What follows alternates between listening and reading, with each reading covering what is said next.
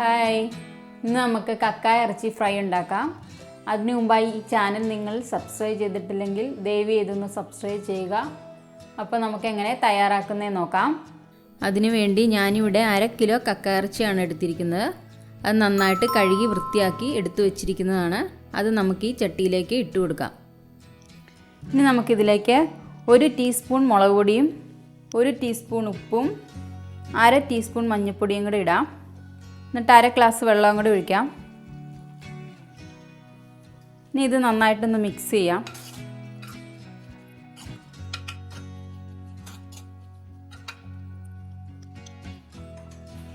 ഇനി നമുക്കിത് മൂടി വെച്ച് വേവിച്ചെടുക്കാം.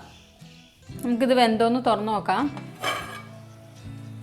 ഇത് നന്നായിട്ട് വെന്തിട്ടുണ്ട്. ഇതിൻ്റെ വെള്ളമൊക്കെ നന്നായിട്ട് വറ്റിയിട്ടുണ്ട്. ഇനി നമുക്കിത് വാങ്ങി വയ്ക്കാം. ഇപ്പോൾ നമ്മൾ വേറൊരു പാത്രം അടുപ്പത്ത് വെച്ചിട്ടുണ്ട്. ഇനി അതിലേക്ക് നമുക്ക് 1/4 കപ്പ് എണ്ണ ഒഴിച്ചു കൊടുക്കാം.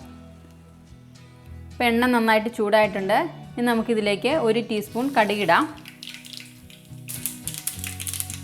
ഇപ്പോൾ കടുക് പൊട്ടിയിട്ടുണ്ട്. ഇനി നമുക്കിതിലേക്ക് ഒരു വലിയ സവോള അരിഞ്ഞത്, ഒരു ചെറിയ കഷ്ണം ഇഞ്ചി അരിഞ്ഞത്, 3 പച്ചമുളക് അരിഞ്ഞത്, കുറച്ച് കരിവേപ്പില, 1 കുടം വെളുത്തുള്ളി,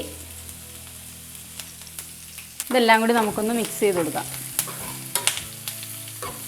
ഇനി ഇതിലേക്ക് 1 ടീസ്പൂൺ ഉപ്പും കൂടി ഇടാം. 1 ടീസ്പൂൺ മഞ്ഞൾപ്പൊടിയും കൂടി ഇടാം. കുറച്ച് തേങ്ങാക്കൊത്തും കൂടി നമുക്ക് ഇതിൻ്റെ കൂടെ ഇട്ട് കൊടുക്കാം. ഇനി ഇത് നന്നായിട്ട് നമുക്ക് വഴറ്റിയെടുക്കാം. ഇപ്പം ഇതെല്ലാം നന്നായിട്ട് വഴണ്ട് വന്നിട്ടുണ്ട്. ഇനി നമുക്കിതിലേക്ക് 2 ടേബിൾ സ്പൂൺ മല്ലിപ്പൊടി, 3/4 ടേബിൾ സ്പൂൺ മുളക് പൊടി, 2 ടേബിൾ സ്പൂൺ മീറ്റ് മസാല, ഇതെല്ലാം കൂടി നന്നായിട്ട് മിക്സ് ചെയ്ത് കൊടുക്കാം. ഇതിൻ്റെ എല്ലാം പച്ചമണം ഒന്ന് മാറി വരണം. അതുവരെ നമുക്കിത് ഇളക്കണം. നമുക്കിതിലേക്ക് 1 ടേബിൾ സ്പൂൺ എണ്ണയും കൂടി ഒഴിക്കാം. എണ്ണ കുറവായിട്ട് തോന്നി. ഫ്രൈ ചെയ്യുന്നതിന് കുറച്ച് എണ്ണ ആവശ്യമുണ്ട്. അതുകൊണ്ട് കുറച്ചുകൂടെ ഒഴിച്ചു. അപ്പോൾ ഇതിൻ്റെ പച്ചമണം എല്ലാം നന്നായിട്ട് മാറിയിട്ടുണ്ട്. ഇനി നമുക്കിതിലേക്ക് വേവിച്ച് വെച്ചിരിക്കുന്ന കക്ക ഇട്ട് കൊടുക്കാം. ഇതെല്ലാം കൂടി നന്നായിട്ടൊന്ന് മിക്സ് ചെയ്യണം.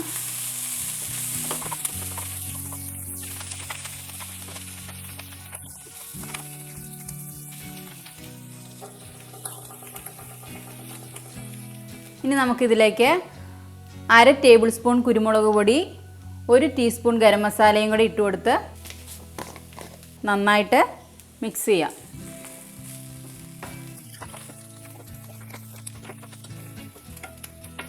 ഇനി നമുക്കിത് 5 മിനിറ്റ് മൂടി വയ്ക്കാം. മസാലകളെല്ലാം അതിൻ്റെ അകത്തൊന്ന് പിടിക്കട്ടെ. അപ്പോൾ നമുക്കിതൊന്ന് തുറന്ന് നോക്കാം.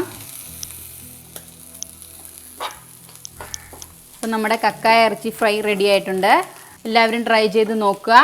മറ്റുള്ളവർക്ക് ഷെയർ ചെയ്ത് കൊടുക്കുക. അപ്പോൾ നമുക്കിനി മറ്റൊരു വീഡിയോയിൽ കാണാം. ബൈ.